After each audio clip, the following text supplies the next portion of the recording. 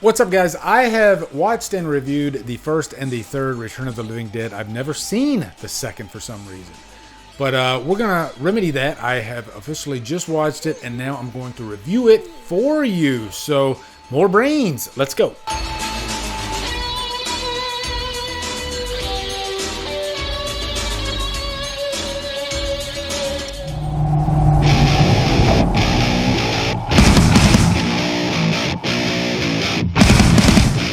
Return of the Living Dead Part 2 stars James Karen, Tom Matthews, Suzanne Snyder, and is directed by Ken Wiederhorn. What's up, guys? Welcome to a patron request review. This is going to be for David Harrington.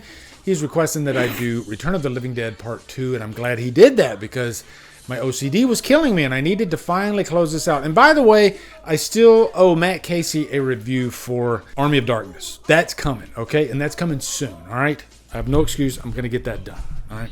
I have a lot of franchises that are, I call them danglers, and I didn't like Final Destination. I still haven't done 4 and 5, okay? So, rainy day, I guess, I'm going to get it done now, all right? I'm just so bad at finishing franchises because I go with my feel, and I want to talk about this movie today, and I want to talk about this movie today, and yeah. So, I'm difficult, I guess, at times, but you know what? I think I'd rather do it that way and be passionate about it when I'm talking about it, if that makes sense. And so right now, I'm passionate about talking about Return of the Living Dead Billy Part 2. Will be the first to go. We've got to get out of here. Get to a phone. 7 of the living against an army of the dead. And this is a very interesting movie because I'd always heard about this being kind of the kids' Return of the Living Dead movie. And I think it is definitely some of that. But there's a lot of interesting elements to this, especially in like the backstory and whatnot.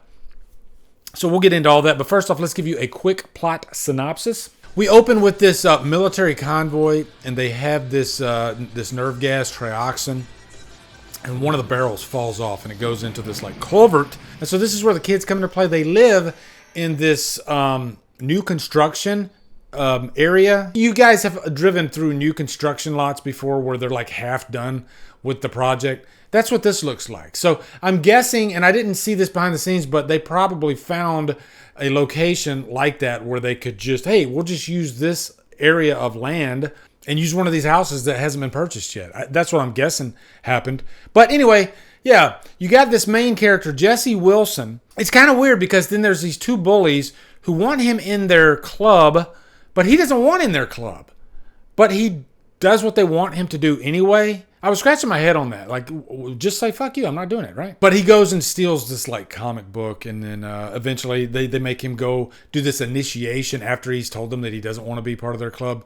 And he has to go into this, the culvert. The bully kid, his name is Billy. This kid did a really good job, actually. Very convincing. Was never had a job, an acting job before this, but he turns in a really good performance just because he looks kind of sinister. You know, there's certain people, certain kids, they have kind of an evil look to them. Like Dave Farts from the Rob Zombie's Halloween. As much as I don't like that movie, he definitely looks like an evil type of kid. I don't think he should have been Michael Myers because Myers wasn't supposed to look like he's supposed to look like just an everyday kid. But the guy's name is Thor Van Lingen, and this might have been the only movie he did. I don't know, but he was a damn good kid villain, and I'm glad they actually had a kid villain in the movie. You know, although the villain is the zombies, of course. But the bully ends up releasing the toxin that gets out, you know, just like the first movie. Which that's one of the complaints I have about this movie is it's way too much like the first movie, and that's a lot of the complaints that you heard behind the scenes of the cast even. It's almost like they were making the same movie, but let's just make a light version of it, right? Remember how they did like Passion of the Christ and then they did like a PG-13 version of that? The PG-13 cut, you know, taking out all the violence.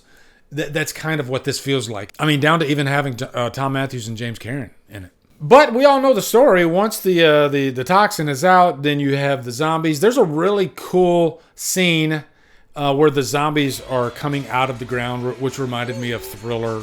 And then, yeah, there's a guy. Brian Peck actually was the guy that wears the Thriller getup that's at the end of the movie. Just saw some extra wearing a Thriller jacket. Said, hey, I want to use that. And then they threw it in the movie. You know, this was one of those type movies. This ain't a Christopher Nolan movie where everything's laid out, you know.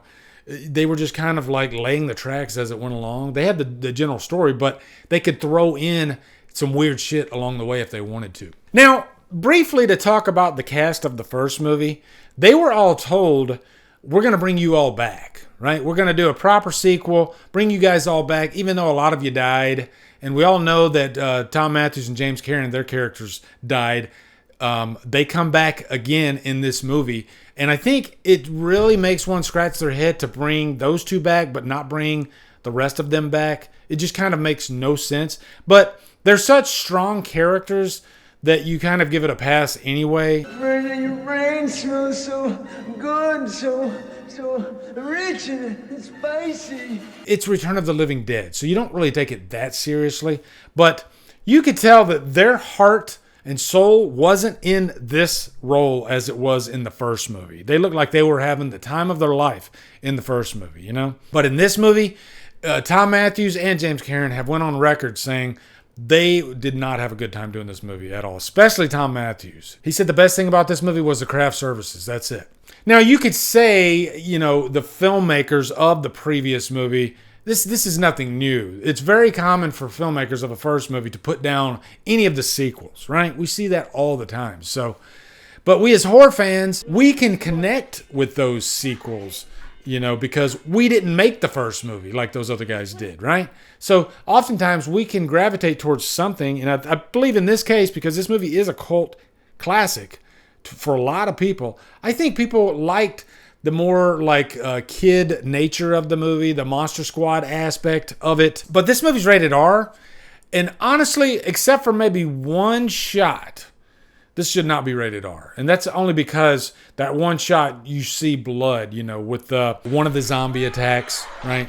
And you see some really gnarly blood coming out. But there's only one scene like that. This movie focuses more on comedy and let's have horror elements throughout it. Whereas the first movie focuses more on horror and would have occasional comedy coming out of it. So it felt like they were trying to be funny in this movie. Whereas the first movie, it just naturally happened. But you got to have a cast, right? And you had the great Suzanne Snyder in this movie, and she's very charming as Brenda. Spoiler review, by the way. There's a scene in the very end of the movie where Joey, Tom Matthews, I was quite surprised. He literally bites her head, and then she has kind of a sexual reaction to it. And it definitely made me go, huh? That was kind of weird. But surprising as well. Like, you really expected her to make it all the way, you know, but no, she didn't. But most of the movie, she's just really looking for Joey, you know. She doesn't really have anything substantial, but Suzanne Snyder is just a very charming, charismatic actress, and so she's able to make something of it. Now, Jesse has a sister by the name of Lucy. She's babysitting him, and she literally locks him in his room. What if he had to go to the bathroom, right? But then there's this cable guy. He's 3 hours late by the name of Tom. I guess he's the hunky boy of the movie.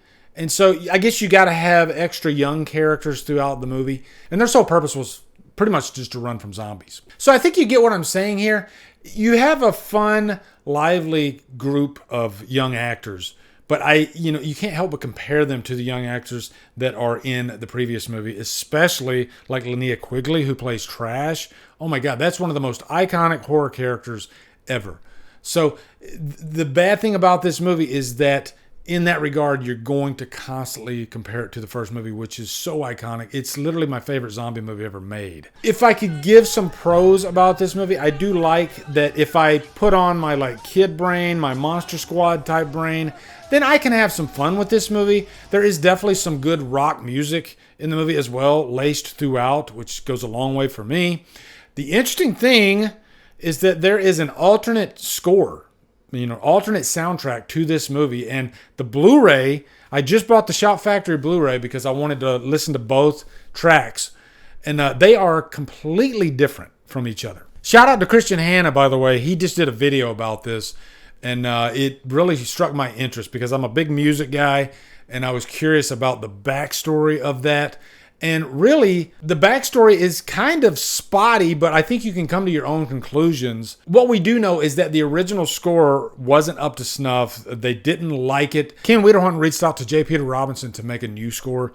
And comparing the two scores, I will say if you're going for something more dark and sinister in nature, then you go with the original score, which was the only way you could watch this movie up until the Shout Factory release. Thank God for Shout Factory. But if you're wanting a more lively, creative score that really, I think, suits the mood of the movie better, then you'd go with the newer score. The theatrical score is what we'll call it. Now, briefly, I want to talk about Brian Peck because we all know that Quiet on Set documentary just came out, and the guy's really a scumbag. And it really puts a damper when you see him in like the behind-the-scenes interviews, and he has a big part in this movie, pretty much playing in all the zombie scenes. You know, he's kind of like a leader zombie, but he plays a bunch of different zombies, and he plays the Michael Jackson zombie at the end of the movie. I didn't know that he had anything to do with the second one. I knew that he had to do with the first one, but he's actually in all three of the movies. You know, the first three movies. Fuck this!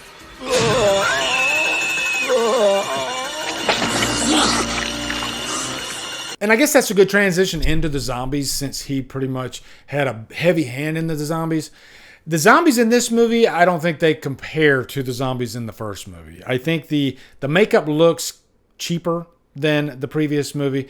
I think I think more heart and soul went into the previous one. I guess what I'm getting at is there's nothing really scary about the zombies in this movie. They do have Tarman, but it's almost like a discount version of Tarman. Even though the same guy played him, he didn't really get to do that famous walk as much in this movie as he did in the last movie. And the face doesn't even compare to the last movie. I even have a Tarman action figure somewhere around here. Iconic zombie. It is a cool scene, I will say that, but it just doesn't compare to the original movie. So I know it seems like I'm giving this movie the business, but overall, I did watch it twice. I did have a decent time with it.